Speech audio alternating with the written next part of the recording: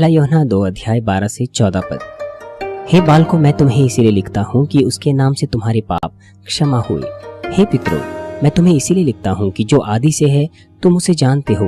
हे जवानों, मैं तुम्हें इसीलिए लिखता हूँ कि तुमने उस दुष्ट पर जय पाई है। हे लड़कों, मैंने तुम्हें इसलिए लिखा है कि तुम पिता को जान गए हो। हे पितरों, मैंने तुम्हें इसलिए लिखा है कि जो आदि से है तुम उसे जान गए हो। हे जवानों, मैंने तुम्हें इसलिए लिखा है कि बलवंत हो और परमेश्वर का वचन तुम में बना रहता है और तुमने उस दुष्ट पर जय पाई है। रोमियो 12 अध्याय 3 पद। क्योंकि मैं उस अनुग्रह के कारण जो मुझको मिला है तुम में से हर एक से कहता हूँ कि जैसा समझना चाहिए उससे बढ़कर कोई भी अपने आप को ना समझे, पर जैसा परमेश्वर ने हर एक को परिमाण के अनुसार बांट दिया है वैसा ही सुबुद्ध के साथ अपने आप को समझे। अंत में पितरों का विश्वास है। यह उसे जानने का स्तर है जो शुरुआत से है।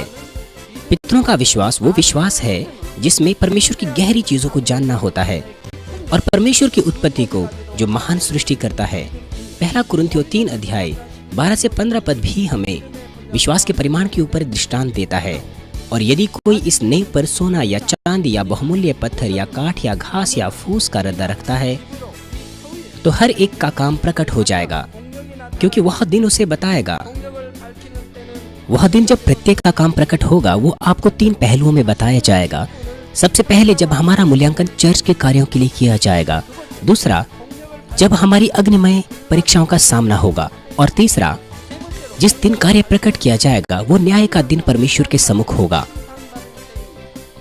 इफिसियों 4 अध्याय 13 पद कहता है, जब तक कि हम सब के सब विश्वास और परमेश्वर के पुत्र की पहचान में एक ना हो जाएं और एक सिद्ध मनुष्य ना बन जाएं और मसीह के पूरे डील डॉल तक ना बढ़ जाएं।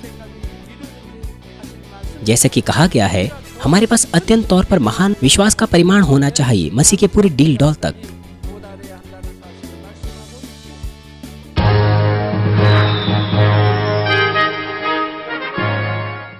मसीह में प्यारे भाइयों और बहनों, अंत में पितरों का विश्वास है। ये उसे जानने का स्तर है जो शुरुआत से है। हालांकि जो आदि से है वो परमेश्वर है, परंतु परमेश्वर को इस स्तर पर जानना और परमेश्वर को बच्चे के स्तर पर जानना वो बिल्कुल अलग है। बच्चे के विश्वास के स्तर पर पिता को जानना वो एक बच्चे के समान है जो अपने माता पिता के चेहरों को पहचानता है और उनकी बातों का पालन करता है। कौन से बच्चे अपने माता पिता के चेहरे को नहीं जानते?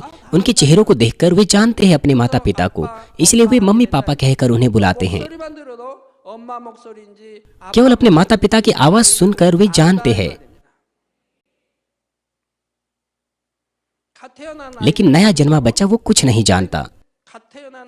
परंतु यदि वे बढ़ते हैं, 2, 3 या 4 साल के बड़े हो जाते हैं, वे जानते हैं। लेकिन कभी कभार वे भी धोखा खा सकते हैं।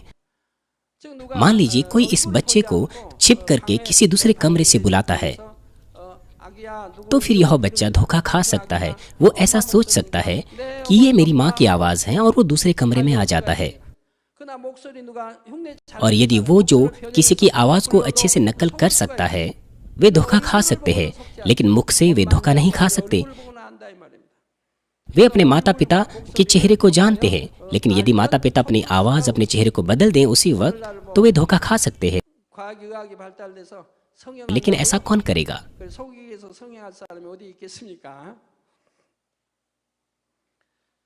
बच्चे अपने माता पिता को जानते हैं, लेकिन वो अपने माता पिता के बारे में ज्यादा नहीं जान सकते हैं, जैसे कि उनकी गृह भूमि कहाँ पर है, या वास्तविकता में वे नहीं जानते कि उनका किस प्रकार का व्यक्तित्व है। वो केवल अपने माता पिता को उनके चेहरे देखकर और आवाज सुनकर पहचानते हैं, लेकिन वे नहीं जानते कि उनका पिता किस प्रकार का पिता है। वे नहीं जानते कि मम्मी पापा कैसे एक दूसरे से मिले और कैसे उन्होंने शादी की। वे परिवार की पृष्ठभूमि या उन बातों को नहीं जानते हैं। यहाँ तक कि माता पिता उन्हें बता भी दे कि हमारे बुजुर्ग ये थे, ये हमारा परिवार इस तरह से बना, लेकिन वे नहीं समझते।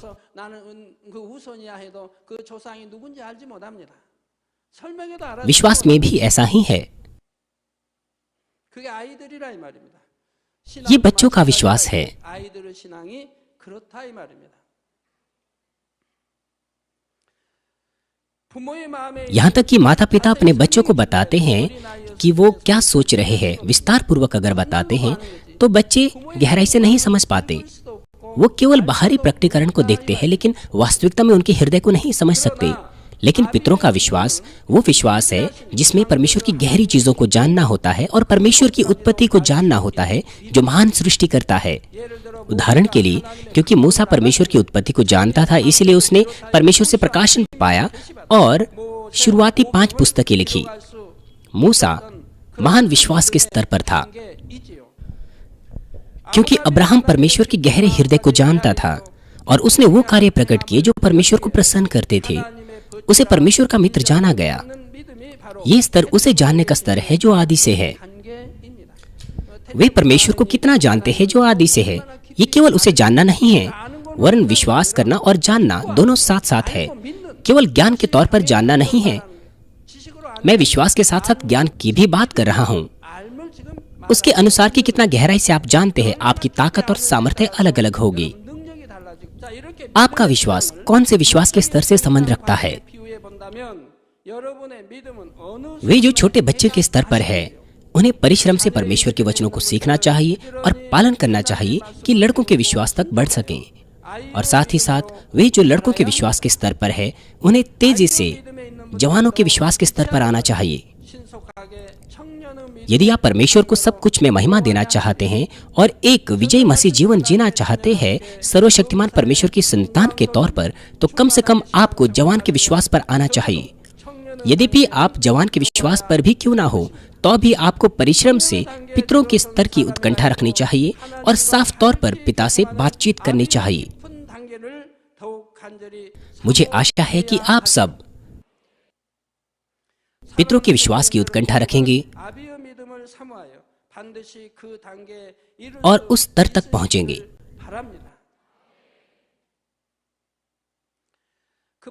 साथ ही साथ यहेजकेल 47 अध्याय में पानी की गहराई के द्वारा विश्वास के अलग अलग परिमाणों के विषय में बताया गया है। एक उस दर्शन में जो यहेजकेल ने देखा था। यहेजकेल ने एक दर्शन में देखा कि पानी भवन की डेवढ़ी से नीचे बह रहा है। पानी भवन के चारों ओर से डेवढ़ी से निकल करके बाहर बह रहा है। यहेजकेल 47 अध्याय 3 से 5 पद कहता है, जब वह पुरुष हाथ में मापने की डोरी लिए हुए पूरब की ओर निकला। आपने पूरब का मतलब लेवी अवस्था के संदेशों में सुना, ठीक?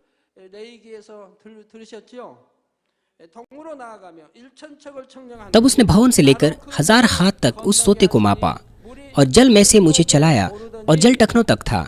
उसने फिर 1000 हाथ मापकर मुझे जल में से चलाया और जल घुटनों तक था। फिर और 1000 हाथ मापकर मुझे जल में से चलाया और जल कमर तक था।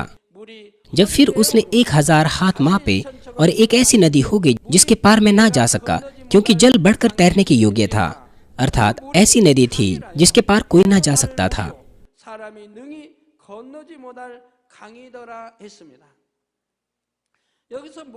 पानी परमेश्वर के वचन को दर्शाता है। परमेश्वर का वचन परमेश्वर के भवन से प्रचार किया जाता है, परमेश्वर के घर से, और फिर ये पृथ्वी भर में फैल जाता है।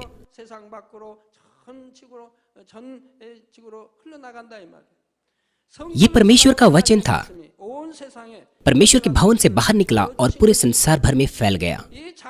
ये दर्शन हमें बताता है कि परमेश्वर प्रत्येक के विश्वास के परिमाण का माप अंतिम न्याय के दिन करेगा, और वो न्याय बिना किसी गलती के होगा, बिना किसी त्रुटि के होगा। उदाहरण के लिए, जो पानी टखनों तक पहुंचा है, यह छोटे बच्चों का विश्वास है, जहां पर वे मुश्किल से बचाए जा सकते हैं। और वो नदी जिसे कोई पार नहीं कर सकता था, वो पितरों के विश्वास को दर्शाती है, जो पूरी तरह से परमेश्वर के वचनों में निवास करते हैं।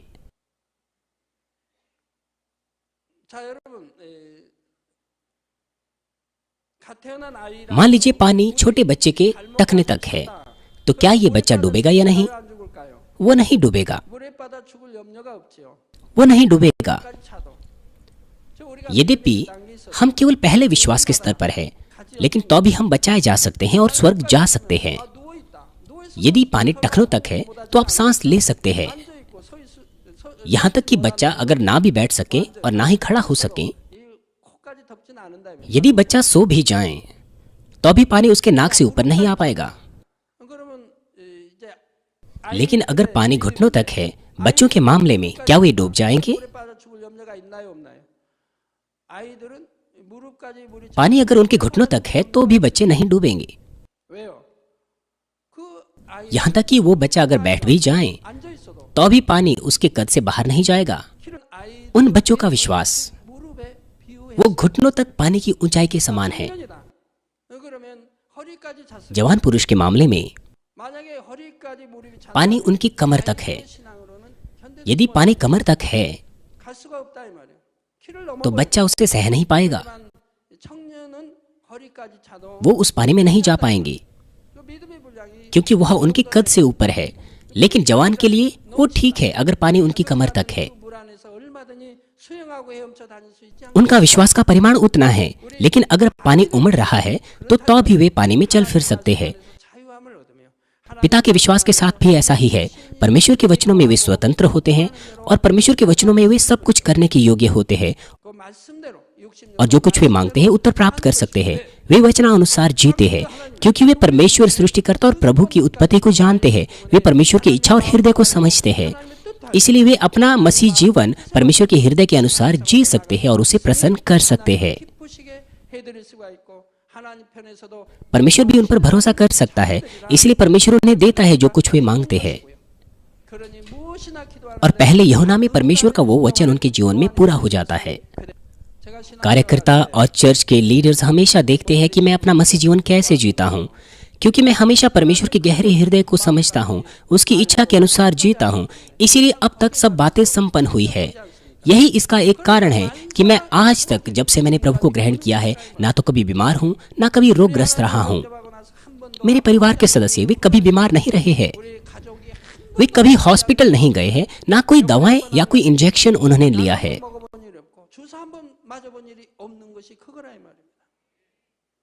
पास्टर सुजन ली मेरी तीसरी बेटी के मामले में, जब मैं प्रभु को ग्रहण कर चुका था, वो उसके बाद घर में पाई गई और उसके बाद उनका जन्म हुआ, इसलिए उन्होंने कभी कोई दवाएं नहीं ली है, उन्होंने कभी कोई इंजेक्शन भी नहीं लिया है। वो बहुत स्वस्थ रही है क्योंकि मैं परमेश्वर के हृदय की गहराई को समझता हूँ और उसकी उत्पत्ति, उसकी इच्छा को और उसकी इच्छा का पालन करता हूँ। परमेश्वर मुझे सुरक्षा देता है और मेरे परिवार को भी, हर वक्त, जैसा कि उसने हमें बाइबल में वादा किया हुआ है। और साथ ही जो कुछ मैं मांगता हूँ मुझे उत्तर देता है और साथ ही वह मुझे आने वाली चीजों के बारे में बता देता है। आप देखते आ रहे हैं कि सारी की सारी बातें पूरी होती जा रही है जैसे जैसे समय गुजरता जा रहा है। और साथ ही साथ क्योंकि आप परमेश्वर की इच्छा को समझते हैं, उसके अनुसार जीवन जीते हैं, आपका विश्वास भी दिन ब दिन बढ़ता जाता है। अंत में आपके पास बड़ा विश्वास का स्तर होगा, सबसे ऊंचे विश्वास का स्तर, और फिर सब कुछ आपके विश्वास के अनुसार होगा। जिस सीमा तक आपका विश्वास बढ़ता है और आप आत्मा में जाते हैं, परमेश्वर आपका इस्तेमाल इस तरह से करेगा। परमेश्वर सबका न्याय प्रत्येक के विश्वास के अनुसार करता है। पहला कुरिन्थियों 3 अध्याय 12 से 15 पद भी हमें विश्वास के परिमाण के ऊपर दृष्टांत देता है। यदि कोई इस नींव पर सोना या चांदी या बहुमूल्य पत्थर या काठ या घास या फूस का रदा रखें तो हर एक का काम प्रकट हो जाएगा, क्योंकि वह दिन उसे बताएगा, इसलिए कि आग के साथ प्रकट होगा और वह आग हर एक का काम परखेगी कि कैसा है। जिसका काम उस पर बना हुआ स्थिर रहेगा वह मजदूरी पाएगा। यदि किसी का काम जल जाएगा तो वह हानि उठाएगा, पर वह आप बच जाएगा, परंतु जलते जलते। यहाँ पर नेव यीशु मसीह को दर्शाती है। प्रत्येक अपना विश्वास इस नेव पर, यीशु मसीह की इस नेव पर बनाएगा। प्रत्येक के कार्य के अनुसार, अर्थात प्रत्येक के विश्वास के कार्य के अनुसार वो प्रतिफल जो वो पाएगा उसका निर्धारण किया जाएगा। वो दिन जब कार्य प्रकट किया जाएगा वो 3 पहलुओं में बताया जाएगा। सबसे पहले ये तब होगा जब हमारा मूल्यांकन हमारे चर्च के कामों के लिए किया जाएगा। प्रत्येक साल के अंत में प्रत्येक के कार्य का मूल्यांकन किया जाता है कि कैसे उसने विश्वास से अपना कार्य किया है।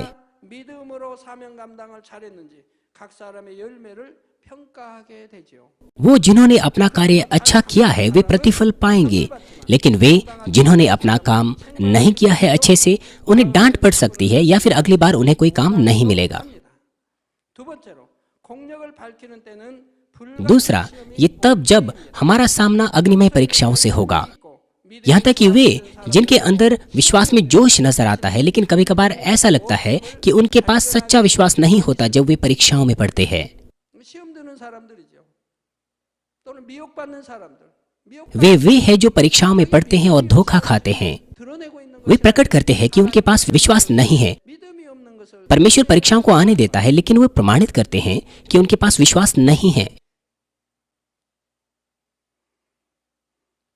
어느 분은 시험에 오니 परंतु कुछ लोग हर प्रकार की परीक्षाओं को पार कर देते हैं। 세 번째로 और तीसरा, 밝히는 때는 마지막 날 जब कार्य प्रकट होगा वो परमेश्वर के सम्मुख न्याय का दिन होगा, अंतिम दिन होगा। 하나님의 심판대 앞에서 प्रत्येक के कार्य प्रकट किए जाएंगे परमेश्वर के न्याय सिंहासन के सामने, और प्रत्येक या तो प्रतिफल या फिर सजा पाएगा। वे जिनके पास शुद्ध सोने के समान विश्वास है वे नहीं डगमगाएंगे, यहाँ तक कि अग्निमय परीक्षाएं ही क्यों ना हो। वे परीक्षाओं को धन्यवाद और आनंद के साथ पार करेंगे और महान आशीषें पहले से कहीं ज्यादा प्राप्त करेंगे। लेकिन जैसे जैसे स्तर चांदी, बहुमूल्य पत्थर, लकड़ी, घास फूस तक गिरता है तो परीक्षाओं को पार करने की ताकत भी घट जाती है। 은도 불 속에서 चांदी जलता तो नहीं है, लेकिन सोने से कम कीमती होता है। 덜합니다. 금은 불 속에서 सोने के मामले में यहाँ तक कि पानी से भी उसे पिघला जाए तो भी वह सोना ही रहता है, वो कभी नहीं बदलता। 보석은 불에 타서 हालांकि बहुमूल्य पत्थर आग में नहीं जलते हैं, लेकिन महानता से उनकी कीमत घट जाती है जब वे टूट जाते हैं। 이러한 보석의 단계에 해당하는 믿음은 평소에는 वे जो बहुमूल्य पत्थर के समान विश्वास पर है, आमतौर पर ऐसा लगता है कि वो अच्छा कर रहे हैं, लेकिन परीक्षाओं में उनका जुनून ठंडा हो जाता है और वो परिपूर्णता खो बैठते हैं। 믿음은 있는 것이고 परंतु तो भी उनके पास उद्धार पाने का विश्वास होता है, हालांकि इतना अच्छा नहीं जितना सोने या चांदी के स्तर का विश्वास होता है। उनके पास स्वर्गीय प्रतिफल भी होते हैं, 풀은 불 속에 들어가면 타버립니다. लेकिन काठ और घास आग में जल जाते हैं। इसका मतलब यह है कि उनके पास मुश्किल से उद्धार पाने का विश्वास है, लेकिन उनके कार्य आग में जल जाएंगे। उनके पास कोई स्वर्गीय प्रतिफल नहीं होगे। 그러나 집과 같은 믿음이라면 공력이 불에 타 और यदि किसी का विश्वास फूस के समान है तो न केवल उसके प्रतिफल जलेंगे वरन वो उद्धार भी प्राप्त नहीं कर पाएगा। वो चर्च जाता है 그 마음에는 और ऐसा दिखता है कि वो एक विश्वासी जीवन जी रहा है, लेकिन उसमें उद्धार पाने का भी विश्वास नहीं है। ये उनका मामला है जो अपने हृदय को फूस पर रखते हैं। मुझे आशा है कि आप जो इस संदेश को सुन रहे हैं, आप में से कोई भी उद्धार पाने में असफल ना रहे फूस पर अपना हृदय रखने के द्वारा, जिसमें कोई कार्य नहीं होते। 나무 그 같은 믿음으로도 부족한 घास और काठ का विश्वास भी काफी नहीं है और आपको संतुष्ट नहीं होना चाहिए बहुमूल्य पत्थर और चांदी के विश्वास से भी। मुझे आशा है कि आप सबके पास शुद्ध सोने के समान विश्वास हो और बड़ा आदर और प्रतिफल पाएं जब परमेश्वर प्रत्येक के कार्यों को अंतिम दिन में जांचेगा। आइए इस संदेश का निष्कर्ष मैं आपको दूंगा। प्रिय श्रोताओं, 사랑하는 성도 여러분, जैसे कि आज के संदेश में हमने देखा, बाइबल में बहुत से स्थानों में बाइबल हमें विश्वास के परिमाण के ऊपर बताती है। 알려주고 계십니다. इफिसियों 4 अध्याय 13 पद कहता है, 13절에 우리가 जब तक कि हम सब के सब विश्वास और परमेश्वर के पुत्र की पहचान में एक ना हो जाएं और एक सिद्ध मनुष्य ना बन जाएं और मसीह के पूरे डील डॉल तक ना बढ़ जाएं। 충만한 데까지 이르리니 하신 말 जैसे कि कहा गया, 우리가 더 हमारे पास अत्यंत तौर पर महान विश्वास का परिमाण होना चाहिए मसीह के पूरे डील डॉल तक। 도달해야 한다는 사실을 ऐसा करने के लिए यहाँ पर लिखा है कि हम सबको विश्वास और परमेश्वर के पुत्र की पहचान में एक हो जाना है। सिर्फ जानना ही सब कुछ नहीं है, 되어야 한다 했습니다. 안다고만 되는 게 아니죠. जानना विश्वास के द्वारा पूरा होना चाहिए। 아는 것이 जानना वो केवल एक ज्ञान का हिस्सा है। यदि आप अपने विश्वास के साथ साथ जानते हैं तो निश्चित तौर पर यह आपकी क्रियाओं में प्रकट होगा, 믿음과 함께 이게 믿음과 함께 즉 안다고 하는 것은 क्योंकि आपने कार्य प्रकट किए हैं तो आपकी हृदय का खतना हो जाएगा, असत्य और बुराई बाहर हो जाएगी और आप पवित्र हो जाएंगे 피진리가 버려지고 그리고 और अंत में आप आत्मा में प्रवेश करेंगे और आप पितरों का विश्वास प्राप्त करेंगे। 아비의 신앙이 되는 것이 इसका अर्थ यह है कि हमें केवल सुनना और अपने दिमाग में केवल जानना नहीं है, वरन अपने हृदय में विश्वास करना है और अपने हृदय में साध लेना है। 마음으로 이루어지는 क्योंकि ज्यादातर लोगों ने इसे अपने हृदय में नहीं साधा है, इसलिए उन्होंने अपने शरीर की अभिलाषा से धोखा खाया, अपनी आंखों की अभिलाषा और इस जीवन के घमंड से। क्या कारण है कि आपके बच्चे, विद्यार्थी क्यों सांसारिक मनोरंजन के द्वारा उन्होंने धोखा खाया है? जब से वे छोटे बच्चे थे तब से वे चर्च आ रहे हैं, लेकिन उन्होंने अपने हृदय का खतना नहीं किया। और साथ ही साथ सांसारिक चीजों को उन्हें दूर करना था, लेकिन उन्होंने नहीं किया। इसलिए जब वे उच्च स्तरीय स्कूल में जाते हैं तो वे इंटरनेट पर किसी चीज के संपर्क में आते हैं, तो वे ऐसी चीजों को देखते हैं जो उन्हें नहीं देखनी चाहिए थी। उनका हृदय बुरी चीजों से धब्बित है और बहुत सी बुरी क्रियाएं भी वो उनसे बाहर निकल आती हैं, और फिर वे परिपूर्णता को अपनी प्रार्थनाओं में खो बैठते हैं। और वे इस तरह से जीवन जीते हैं कि वे नए यरूशलेम से बहुत दूर हो जाएंगे। वो करने के द्वारा जब पापों से आपका कोई लेना देना नहीं होता है, तो आप एक सच्ची संतान बन सकते हैं जो परमेश्वर चाहता है। और प्रभु के साथ चलने के द्वारा इस धरती पर और स्वर्ग में आप उसे अनंत प्रेम बांट सकते हैं। ये हमारे मसीह जीवन में सबसे महत्वपूर्ण उद्देश्य है। अगले सत्र में हम विश्वास के परिमाणों को 5 अलग अलग स्तरों में बांटेंगे, और मैं पहले विश्वास के स्तर से शुरू कर आपको बताऊंगा, और साथ ही संक्षिप्त तौर पर मैं स्वर्गीय निवास स्थानों के बारे में आपको बताऊंगा और प्रत्येक विश्वास के स्तर में जो मुकुट दिए जाएंगे। जब आप एक लंबी यात्रा करते हैं, यदि रास्ते में आपको कोई मार्ग सूचक मिलता है, तो आप जानते हैं कि और अभी आपको कितना अधिक जाना है अपनी मंजिल तक पहुंचने के लिए। आप रास्ते में भटके बिना और भी ताकत के साथ आगे बढ़ सकते हैं। उसी प्रकार से यदि आप विश्वास के अलग अलग स्तरों को समझते हैं, तो आप आसानी से समझ सकते हैं कि इस वक्त आप कहां पर है, और आप महान विश्वास प्राप्त कर सकते हैं अपनी मंजिल तक पहुंचने के लिए। मैं प्रभु के नाम से प्रार्थना करता हूं कि आप परमेश्वर के वचन का पालन करेंगे जब आप इसे समझते हैं, और अपने हृदय को सत्य में बदलेंगे, ताकि आप मसीह के पूरे डील डॉल तक पहुंचने पाएं।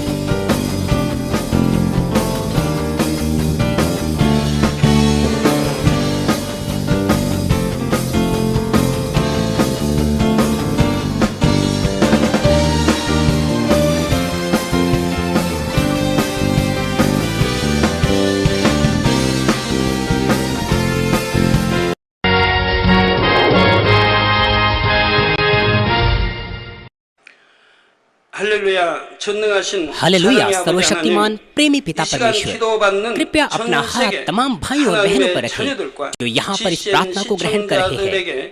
उनके हृदय में विश्वास को बोइए और उनके नकारात्मक विचार और शक को दूर कीजिए। तमाम क्लेश और आजमाइशें उन्हें छोड़ के चले जाएं। पवित्र आत्मा की आग के द्वारा सिर से लेकर पैर तक उनके तमाम बीमार और दर्द भरे अंगों को जला दीजिए। यीशु मसीह के नाम से मैं आज्ञा देता हूँ, शत्रु, दुष्ट और शैतान, तमाम बीमारियां, रोगाणु, विषाणु और निर्बलताएं दूर हो।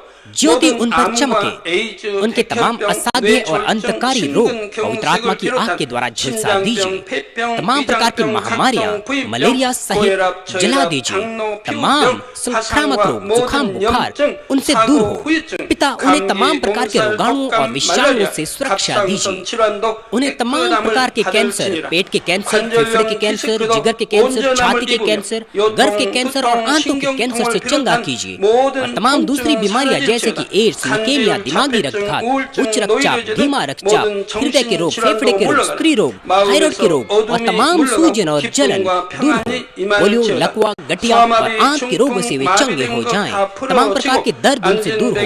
पीठ दर्द, सिर दर्द और मानसिक दर्द सहित मिर्गी, स्वलिनता, उदासी, तंत्रिका रोग और तमाम दूसरी मानसिक बीमारियों से वे आजाद हो जाए। तमाम प्रकार के लकवे से वे खुल जाएं, उठे, चले और वे कूदें। वे अच्छी आंखों की दृष्टि प्राप्त करें और अच्छी सुनने की शक्ति प्राप्त करें। अंधे देखने लगे, बहरे सुनने लगे और गूंगे बोलने लगे। दुर्घटना के तमाम दुष्प्रभावों को ठीक कीजिए। उनकी टूटी हड्डियां ठीक कीजिए। उन्हें जलन से ठीक कीजिए। जलन और दहन संवेदनाओं से दूर हो। तमाम प्रकार की नशे की लत से और पदार्थ के इस्तेमाल से साफ हो जाओ। पिता मृतक कोशिकाओं, उत्तकों और तंत्रिकाओं को फिर से ठीक कीजिए और मृतकों को जिला दीजिए। उन्हें आशीष दीजिए गर्भधारण की। पिता उन्हें गर्भधारण की आशीष दीजिए। यीशु मसीह के नाम से मैं आज्ञा देता हूँ, शत्रु, दुष्ट और शैतान, हवाओं के शासक, बुरी सेनाएं और उनके दास उनसे दूर हो। बुरी आत्माएं, अशुद्ध आत्माएं, धोखे की आत्माएं, झूठ की आत्माएं, अलग करने वाली आत्माएं और तमाम अंधकार के बल दूर हो। दुष्टता के तमाम बंधन खुल जाएं, उनसे दूर हो। ज्योति आ जाए। पिता परमेश्वर उन्हें ताकत दीजिए कि वे प्रार्थनाओं में पुकारे। पापों को दूर करने की उन्हें सामर्थ दीजिए और वे पवित्र हो जाएं। वे भले स्वस्थ में बने रहे जब उनका प्राण समृद्ध होता है। उनके परिवारों में भी सुसमाचार का प्रचार किया जाए। उन्हें सुरक्षा दीजिए तमाम प्रकार की दुर्घटनाओं और विपत्तियों से। अपने बच्चों को, उनके घर, कार्यशालाओं और व्यापारों को सुरक्षा दीजिए। पवित्र आत्मा की आग की दीवार से, स्वर्गीय सेना, स्वर्गदूतों और अपनी धधकती आंखों के द्वारा। पिता परमेश्वर आपका धन्यवाद। सारी महिमा केवल आपको मिले। हमारे प्रभु यीशु मसीह के नाम से मैं प्रार्थना करता हूँ, आमीन। अगले सत्र में हम विश्वास के परिमाण को 5 स्तरों में बांटेंगे और उन्हें आपको पहले विश्वास के स्तर से शुरू कर बताऊंगा और संक्षिप्त तौर पर मैं आपको स्वर्गीय निवास स्थानों के बारे में बताऊंगा और प्रत्येक स्तर के विश्वास के लिए जो मुकुट दिए जाएंगे।